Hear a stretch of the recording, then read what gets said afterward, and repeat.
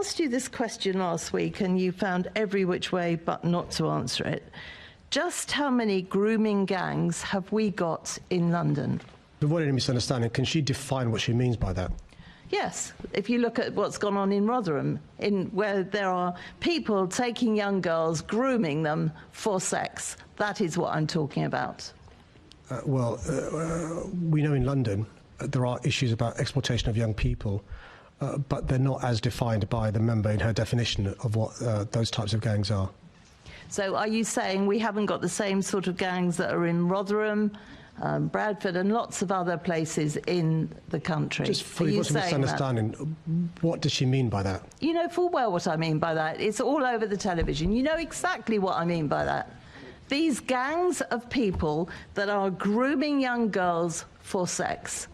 Do we actually have those in London? Today, I'm unclear, Chair, what is meant by the question. If she could spell it out, I can answer.